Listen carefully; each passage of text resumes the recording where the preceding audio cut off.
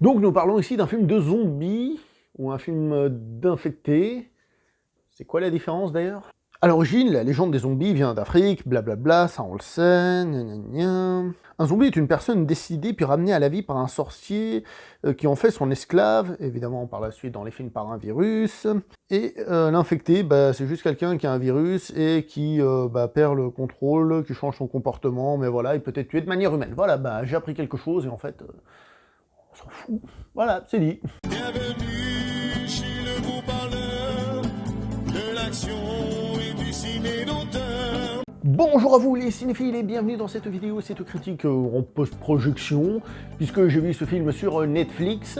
Il est sorti le 4 septembre, je crois, enfin tout début septembre, j'ai à peu près 10 jours de retard. Mais sachez qu'évidemment le film était d'abord sorti en Corée du Sud, où d'ailleurs, paraît-il, il fonctionnait pas trop mal, jusqu'à ce qu'un certain Peninsula sorte, donc la suite du Dernier Train pour Busan.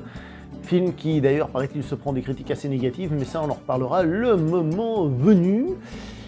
Les zombies en Corée sont actuellement à la mode, c'est le moins qu'on puisse dire. Il y a eu Kingdom qui a plutôt bien fonctionné chez nous, il y a eu justement le Dernier Train pour Busan.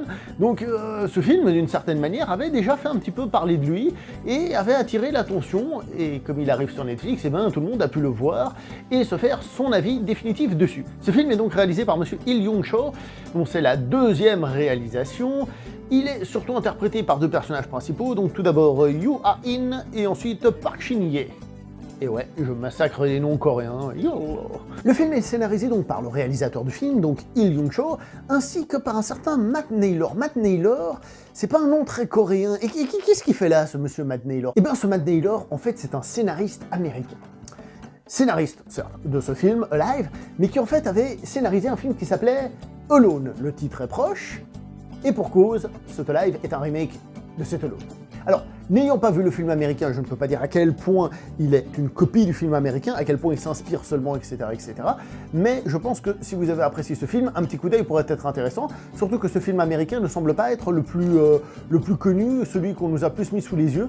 D'ailleurs, j'ai plus entendu parler de ce Live que de ce Alone. Bref, j'ai pas vu cette version américaine. Si vous l'avez vu, n'hésitez pas dans les commentaires, comme d'hab, je compte sur vous, les gars, et les meufs, évidemment.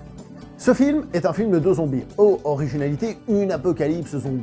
Le personnage principal est quelqu'un qui donc stream, hein, c'est un streamer, il fait des jeux vidéo et sans doute d'autres choses, et c'est assez rigolo, déjà parce que c'est assez une image de la Corée, en tout cas de certains Coréens, des grands geeks qui passent beaucoup de temps à jouer à des jeux vidéo, qui a des professionnels et tout ça, donc j'ai trouvé ça plutôt rigolo. Et surtout ce qui est intéressant, c'est que donc il y a cette apocalypse zombie, puis donc il reste enfermé chez lui tout seul, sa famille n'étant pas à la maison. Ce qui est d'une certaine manière une espèce de continuité de son métier, une petite critique peut-être, non je pense pas, mais pour dire qu'il y a cette petite chose-là. Et on va pas se mentir, ce film, quand on le voit, je pense qu'on a tous pensé au confinement qu'on a vécu dû au coronavirus, le fait d'être enfermé chez soi, de manger sa petite bouffe, de sortir le moins possible, de faire attention aux autres, etc. etc. Je pense qu'on a tous un petit peu ressenti ça en voyant ce film, ce qui fait que c'est cool, mais en même temps, on va pas se mentir, c'est pas le premier film qui fait quelque chose comme ça, et ce sera pas le dernier film à faire quelque chose comme ça. Parce que le premier défaut principal pour moi de ce film, c'est que l'originalité, voilà quoi, je dis pas ça parce que c'est juste un remake, hein, mais l'originalité en règle générale, je n'ai pas trouvé ça très intéressant, je trouve que le film était dans l'absolu assez banal. Et ça, ça tire quand même le film pas mal vers le bas. Malgré par exemple des grandes qualités, comme par exemple le jeu des acteurs, hein, les deux acteurs principaux, je les ai trouvés très bons, hein, les choses soient claires.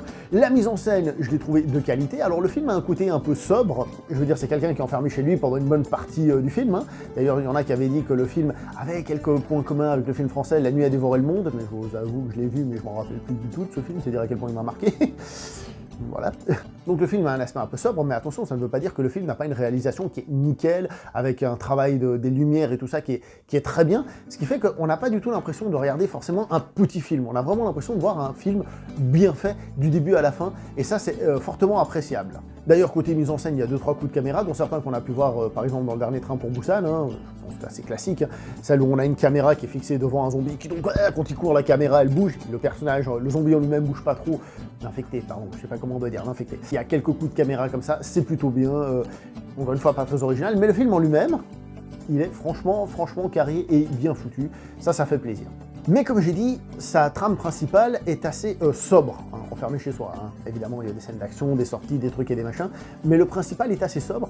Et du coup, je trouve que le film a parfois tendance un petit peu à s'enfermer dans une routine, c'est le cas de le dire, hein, mais dans une routine dans le sens où il prend son temps sur certains passages. Alors je pense que c'est pour qu'on ressente justement le fait qu'il s'ennuie, et que ça dure longtemps, et que ça peut être long et ennuyeux et tout ça, mais je trouve qu'on le ressent en regardant le film. Il y a des passages qui sont un peu trop longs, des passages un peu étirés, et tu te dis, qu'est-ce que ça apporte vraiment? Et ça, c'est un petit souci pour moi en ce qui concerne ce film.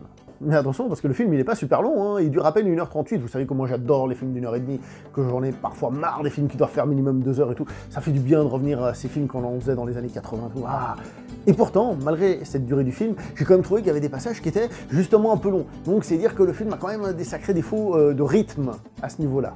Et après, il y a une autre chose qui m'a un petit peu dérangé, c'est qu'en regardant ce film, il y a des moments où les infectés font des choses qu'on n'a pas l'habitude. Alors bon, des infectés comme ça, des zombies, on n'en a pas dans notre monde pour le moment, hein, tant mieux, ce qui fait qu'ils peuvent réagir de manière différente. Mais par exemple, à un moment donné, il y a un infecté, je ne raconte pas ce qui se passe, mais en gros, il y a une balle avec une corde qui est par terre, et lui, il va regarder, puis il va commencer à tirer, puis il va commencer à escalader un mur, et là, je me suis dit, c'est plutôt vachement intelligent comme truc.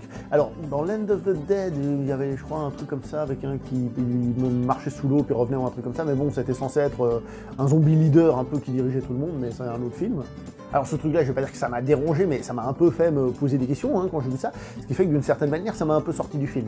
Mais surtout, je trouve qu'il y a des moments où les personnages sont en contact avec des infectés, et là, tu te dis, mais là, l'infecté, mais il aurait dû le mordre, le griffer, faire quelque chose. Et en fait, non, ça va. Il y a plusieurs fois où ils sont un peu en contact, tu dis, ah, c'est bon, il est fini, là, c'est obligé, le truc, là, il va pas rien faire. Et en fait, non. Et tu fais, ok, bon, pourquoi pas. Ce qui est un peu particulier, parce que justement, ces infectés, ils ont l'air d'être sauvages et tout ça, classique, mais en même temps, comme on l'a vu avec l'autre, peut-être un petit peu plus intelligents que ce qu'on a peut-être un peu l'habitude de voir. Mais en même temps, pas forcément.